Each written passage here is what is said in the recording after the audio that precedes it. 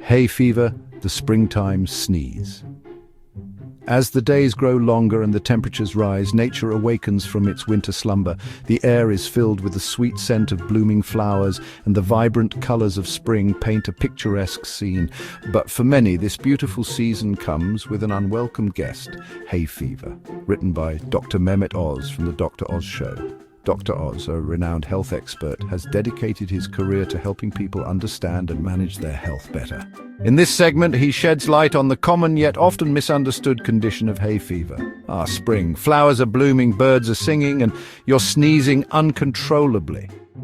For many, the joy of spring is marred by the constant sneezing, itchy eyes and runny nose that come with hay fever. It's a season of contrasts where the beauty of nature is juxtaposed with the discomfort of allergies. That, my friend, could be hay fever. This condition affects millions of people worldwide, turning what should be a delightful time of year into a period of misery. But what exactly is hay fever, and why does it happen? Hay fever, also known as allergic rhinitis, is more than just a stuffy nose. It's an allergic reaction to airborne substances, primarily pollen.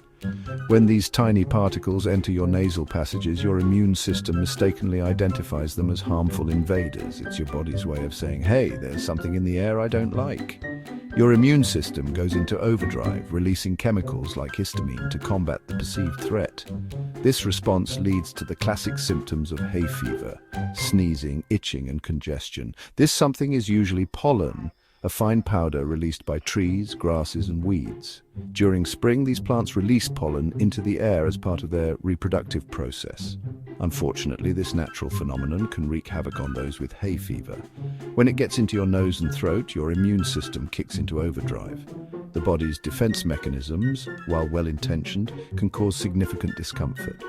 The inflammation and irritation in your nasal passages are what lead to the persistent symptoms. The result? All those classic hay fever symptoms that make you wish you could hibernate through spring. But don't despair. Understanding the triggers and how to manage them can help you enjoy the season without the sneezes. Stay tuned as we explore effective strategies to keep hay fever at bay and reclaim the joys of spring. The root of the problem: pollen power. Pollen, a fine powdery substance, is produced by the male part of a flower or by male cones. It is essential for the reproduction of many plants as it carries the male gametes to the female ovule. This process, known as pollination, is crucial for the production of fruits, seeds, and the continuation of plant species. What makes pollen so potent? Pollen grains are incredibly small, often just a few micrometers in diameter, and they come in a variety of shapes and sizes. Under a microscope, they reveal intricate patterns and structures that are unique to each plant species.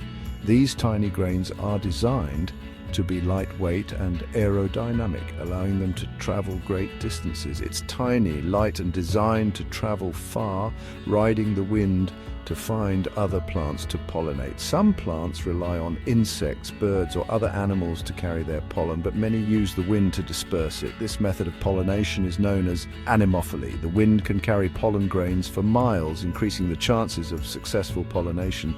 Unfortunately, these microscopic particles can also find their way into our noses and throats. When we breathe in pollen, it can trigger an immune response in some people. The body mistakes the harmless pollen for a dangerous invader and mounts a defense against it. For those with hay fever, this triggers a chain reaction.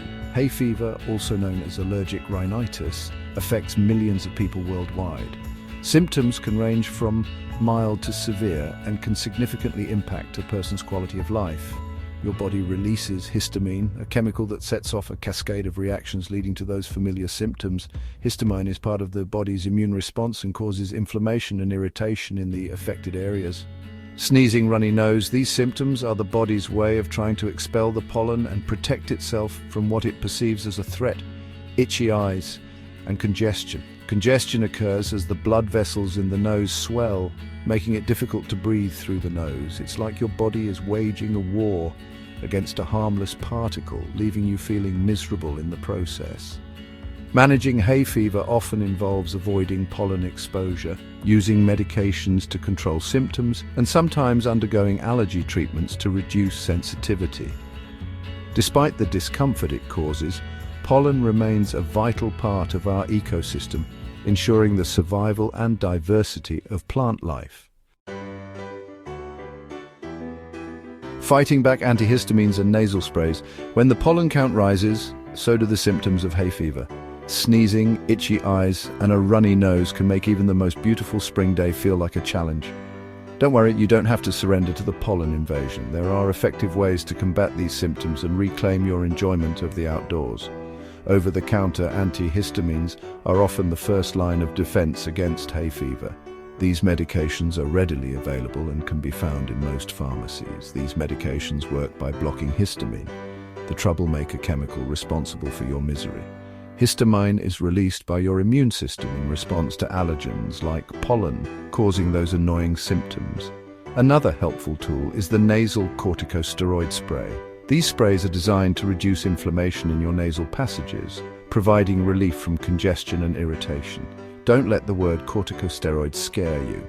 These sprays are safe when used as directed and can be a game changer for those suffering from severe hay fever symptoms. These are safe when used as directed and help reduce inflammation in your nasal passages. They work by targeting the root cause of your symptoms, making it easier to breathe and enjoy your day. These medications can provide much-needed relief, but remember, they work best when taken before symptoms start. By being proactive and using these treatments early, you can stay ahead of your hay fever and keep enjoying the great outdoors. Beyond the basics, alternative approaches to hay fever relief. While medications can be effective, some people seek alternative or complementary therapies to manage their hay fever. One such approach is acupuncture, an ancient Chinese practice that involves inserting thin needles into specific points on the body. Another option is saline rinses, which involve flushing out your nasal passages with a saltwater solution. While more research is needed, some people find these therapies helpful in reducing hay fever symptoms. Section 5. Natural remedies harnessing nature's power. Nature offers its own arsenal of remedies for hay fever. Local honey, for example, is believed by some to help build tolerance to local pollen. Certain herbs, such as butterbur and nettle leaf, have shown promise in reducing allergy symptoms in some studies. While these natural remedies may offer some relief, it's important to talk to your doctor before using them, especially if you're pregnant, breastfeeding, or have other health conditions. Section 6. Lifestyle changes for a sneeze-free life. Sometimes the simplest changes can make a big difference in managing hay fever. Keep windows closed during peak pollen times, usually morning and evening. After spending time outdoors, shower and change your clothes to remove any lingering pollen. Invest in an air purifier with a HEPA filter. These filters are designed to trap pollen and other allergens, keeping the air in your home cleaner. Section 7. Quick fixes taming the hay fever beast when it strikes. Even with the best prevention strategies, hay fever can sometimes catch you off guard. When those familiar symptoms strike, it's time to bring out the big guns. A cold compress over your eyes can help soothe itchiness. Saline eye drops can also provide relief. Try a warm, steamy shower to help clear your sinuses. Add a few drops of eucalyptus or peppermint oil for an extra boost. Section 8. Finding what works for you, a personalized approach.